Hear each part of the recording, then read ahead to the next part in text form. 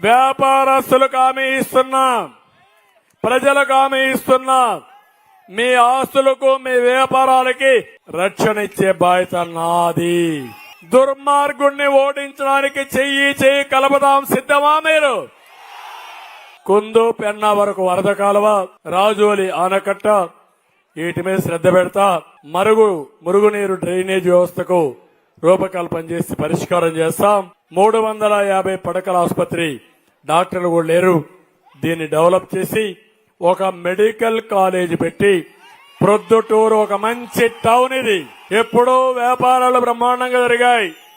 రాయలసీమలో ఏదైనా వ్యాపారం చేయాలంటే దానికి స్థావరం పొద్దుటూరు, అవునా కాదా? అలాంటి పాత చరిత్ర కనుమరుగయ్యే పరిస్థితి వస్తా ఉంది.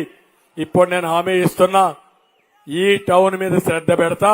ఈసారి గెలిపించుకోండి, నేను శ్రద్ధ పెడతా. అపరల్ ఫ్యాక్టరీ ఒకటి తీసుకొస్తా, స్టీల్ ఫ్యాక్టరీ కూడా కంప్లీట్ చేస్తాం. ఇవన్నీ అయితే ప్రొద్దుటూరు దశ మారిపోతుంది, దిశ తిరుగుతుంది.